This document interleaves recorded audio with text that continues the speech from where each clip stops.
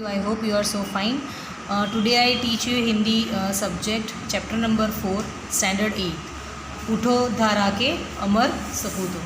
यहाँ के जो पोएट है वो है द्वारिका प्रसाद महेश्वरी। द्वारिका प्रसाद महेश्वरी का जन्म 1 दिसंबर 1960 को रोहता, आगरा, उत्तर प्रदेश में हुआ था। 29 अगस्त 1998 में उनकी मृत्यु हुई। उनके 6 काव्य संग्रह और 2 खंड काव्य, 26 साल साहित्य, 3 कहानी संग्रह तथा अन्य साहित्य भी प्रकाशित है।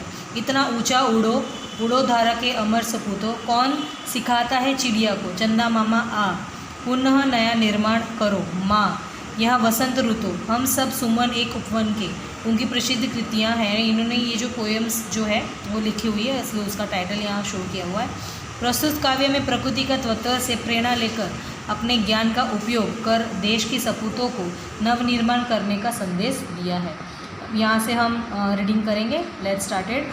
उठो धारा के अमर सपूतों, पुण्य नया निर्माण करो, जन जन के जीवन में फिर से नव स्फूर्तियों नव प्राण भरो। यानी इसका मतलब ये है कि हे भारत माता के अमर पुत्रों, गुलामी की रात बीत गई है और आज़ादी का सवेरा हुआ है।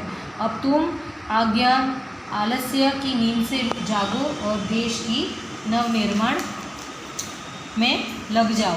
तुम्हें देशवासियों के जीवन में फिर से नया उत्साह भरना है और उनमें नए प्राणों का संचार करना है। नई प्रात है, नई बात है, नई किरण है ज्योति नई, नई युग में नई तरंगे, नई आस है सांस नई, युग युग की मुरझे सुमनों में नई नई मुस्कान भरो।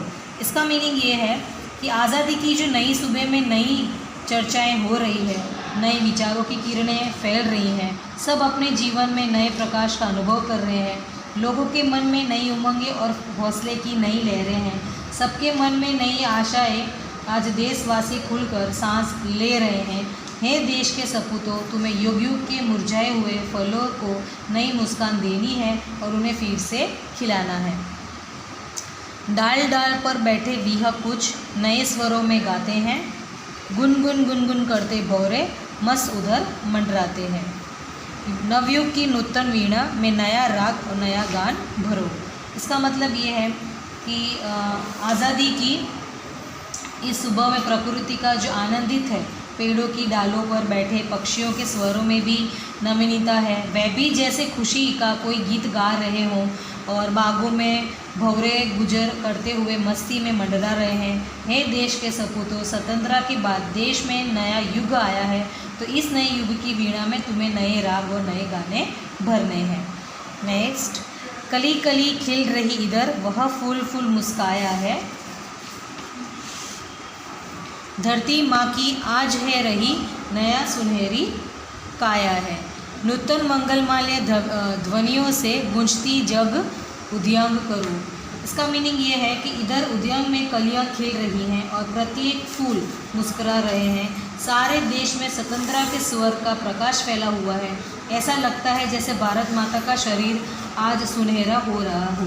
हे देश के सपूतों, तुम्हें आज मंगलमय वाणी से इस संसार रूपी उद्यान को गुजित करना है। नेक्स्ट। उठो धारों के अमर सपूतों, पुण्य नया निर्माण करो। सरस्वती का पावन मंदिर, सरस्वती का पावन मंदिर, शुभ संपत्ति तुम्हारी है, तुम्हें से हर बालक इसका रक्षक और पुजारी है। शस्य दीपक जला ज्ञान के नवयुग का आह्वान करो। उठो धारों के अमर सपूतों, पुण्य नया निर्माण करो। इसका मतलब ये है कि कवि देश के बालकों से कहते हैं कि हमारा देश जो है वो सरस्वती का पवित्र मंदिर है। यह है कि कल्याणकारी सारी विद्यालय ही तुम्हारी संपत्ति है। तुम में से प्रत्येक बालक इस विद्या मंदिर का रक्षक और पुजारी है।